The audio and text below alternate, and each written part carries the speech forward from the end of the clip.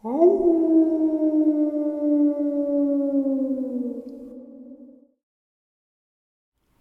greetings and salutations, everyone, and welcome back to tonight's second half. Before we get into it, a couple links. As you know, I rely on Patreon, PayPal, and my merch to help the channel to continue to grow and go. The links to Patreon and PayPal are in the description below. My merch is displayed directly under this video. Also, Dogman, Frightening Encounters, Volume 1 through 3, the audiobook versions. They were written and researched by Tom Lyons, narrated and produced by me, Jeffrey Nadolny. Those audiobooks are available on Audible, Amazon, and iTunes, the links to which are also in the description as well. And finally, last but definitely not least, if you'd really like to help support this channel to continue to grow and go, simply subscribe, click the like button, and please leave a comment. It really does help, guys, and it definitely matters. And now, everyone, I have taken far too much of your time. Let's get on with today's second half, shall we? So, I have shared my experience on this channel.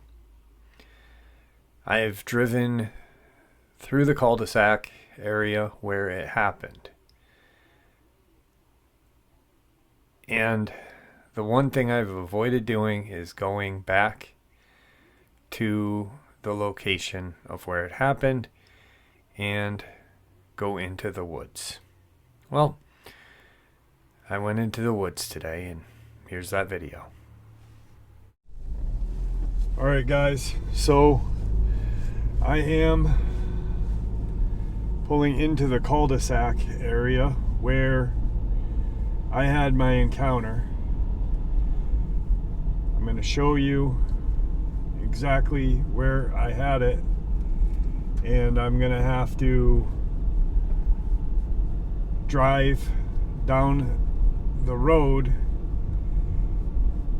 and come in through the woods behind where I had my experience, because I don't want to have any conflict with any of the homeowners. My parents' house is actually like a quarter of the mile down the road from here where I grew up. So, but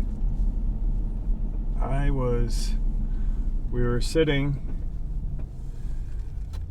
right here. Hang on one second.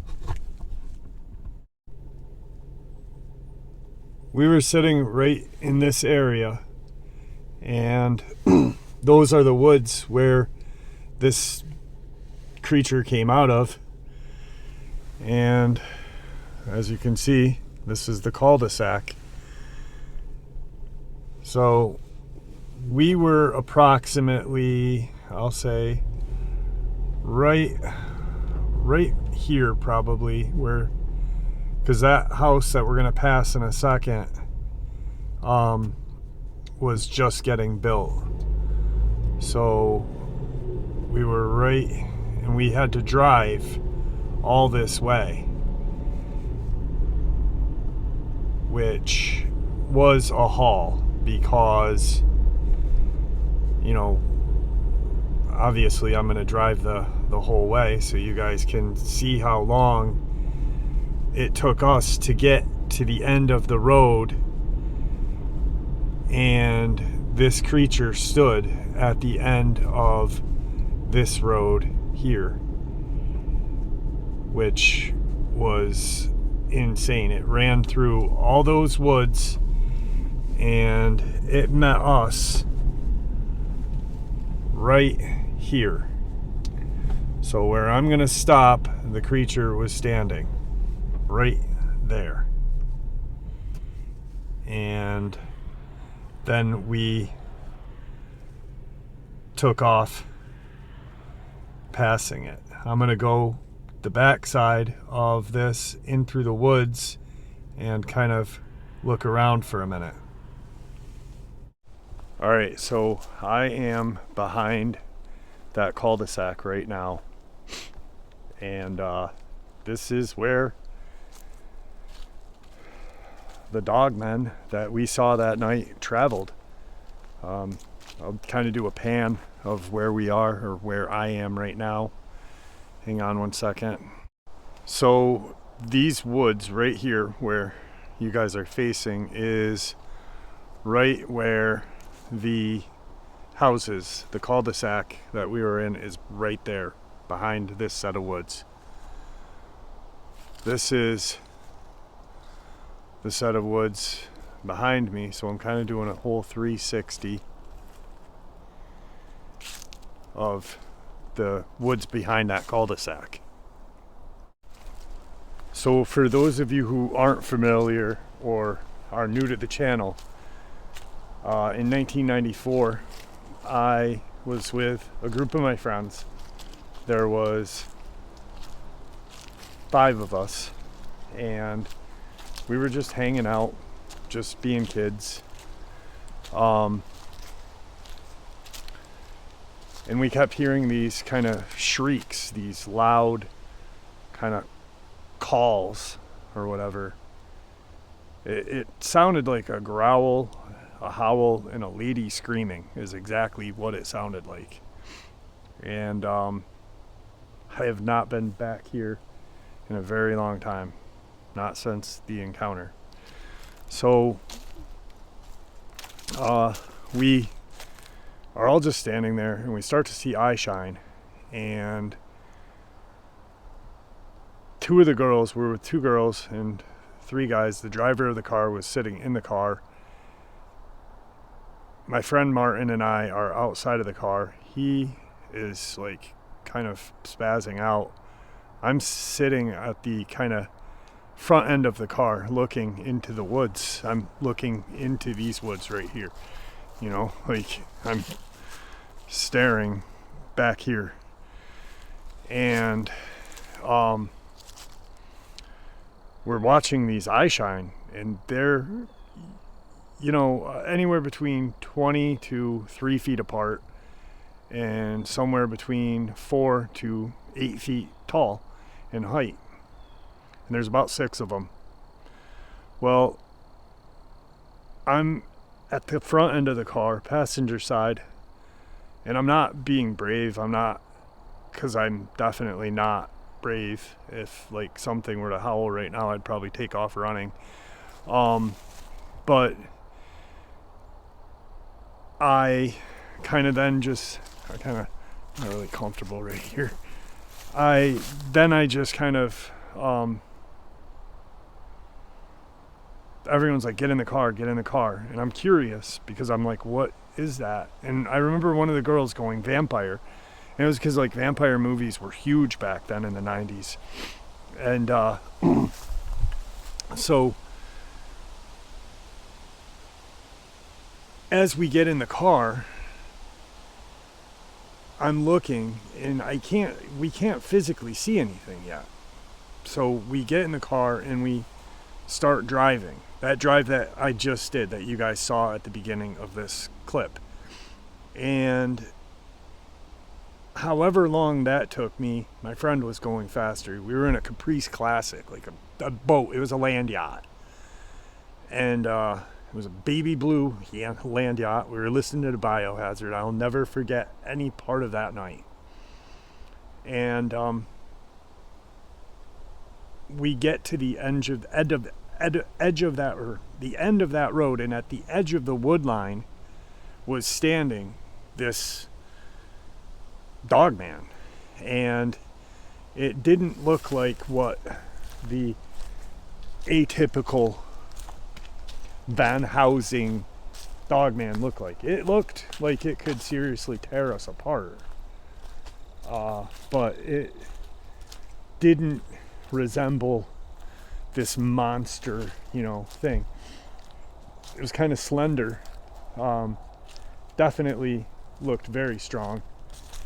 But the thing that freaked me out the most about it was its legs and how they looked. And I remember just saying, how did that thing beat us from where we were to here? It had to run through these woods. And these woods are not like, look at this. This is, hang on. So it was running through this. And I have no idea how this thing beat us to the edge of that road. It's impossible.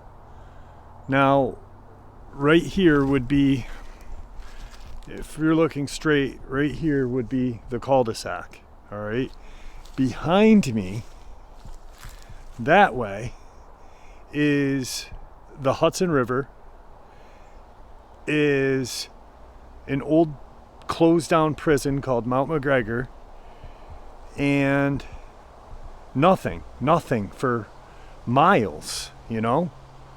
So this thing just like booked it through these woods. It just ran this woods. I'm on a path right now that I just found. It's an old path, but it's not, doesn't look like it's been used in a while. Looks like a four-wheeling path. But so I'm like, how did this thing beat us through this woods? It makes no sense to me. I'm gonna start heading back to my car. As time goes on and stuff, and I end up meeting one of my friends that was with us, the driver of that car that night. And, you know, I asked him, I said, you know, hey, this is what I've been doing with myself. You know, I got diagnosed with a terminal illness. It's manageable by medication, yada, yada, yada. But I started a YouTube channel because I needed something to do. And I have a passion, the paranormal. Well, he tells me that, he goes, dude, when we all got to that car, actually really quick, I want to show you something. There's the cul-de-sac right there. So whatever those things were running through this set of woods. So he tells me, you know, when I got to the car, or when he got in the car, he was looking around because he had no idea what that sound was. We were all confused. We had no idea. He said he saw one of those creatures cross over that road behind us. So they were flanking us. They were using a tactical maneuver and flanking us. And that conversation that I had with him 5 months ago, has really kind of freaked my head out a lot, because I was at that point like, what if we didn't get out? What were these things going to do? What was the agenda? I know what the agenda is now. I mean, obviously, knowing what they are now, they were going to attack us. We wouldn't be here. There would have been 5 dead teenagers in upstate New York. So this is the area where I had my encounter. I've not been back here since the late 90s. Here I am. It's pretty crazy. Anyway, I figured it out. Like, why, I didn't figure anything out, but I kind of thought about it, is why people become obsessed with Dogman and everything after they have an experience, is because they were so afraid and they want control back, or a curiosity. And I think mine was a combination of both, of curiosity and fear. After I saw what I saw on the road that day when we left, I was freaked out. I went to every used bookstore I could find to try to find some kind of information about what we had seen, and couldn't find anything. Like, there was no info about a Dogman. And So now I really put all of my time and effort into finding more about these things. But I think that's why people, after they have an encounter, they either become a shell and just kind of really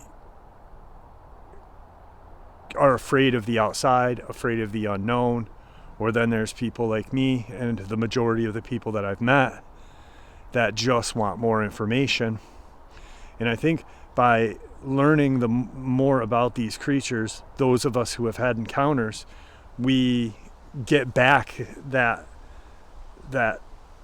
thing that they stole from us when we saw them.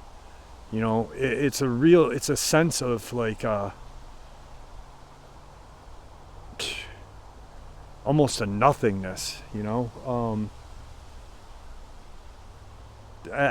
Growing up, we always think, you know, our parents tell us that there's no such thing as monsters, there's no such thing as Bigfoot, ghosts, whatever.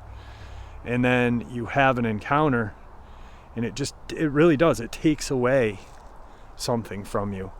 And I honestly think that the biggest reason why people research and people learn more about these creatures is so we can get back what they stole from us that day or night or whenever we had our encounter.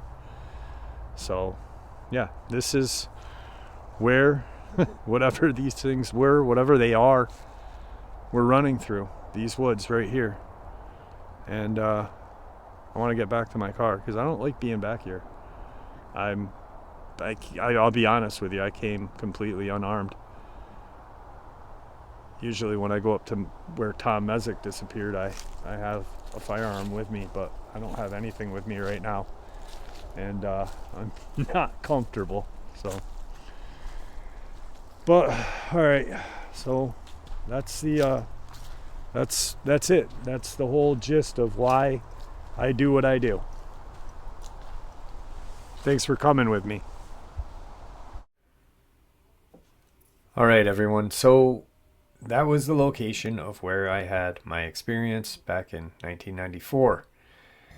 I definitely want to go back into the woods and do a little bit more of a kind of investigation and or I guess what I really want to do is go at night, armed of course, and I want to see if I can have another encounter. I guess I want to see what I saw 28 years ago. I know it may sound stupid and people are gonna be like, don't do it, it's crazy, but it's something that I need to do. I need to see that thing again. I need to see it again. I don't know why. And I really honestly now believe that that's why I dedicate so much time to this channel, is I know how I feel, and for those of you who have had encounters, you feel the same way. And I want to give everyone a platform to share and not be judged. So anyway, I hope you guys enjoyed today's second half as much as I enjoyed bringing it to you.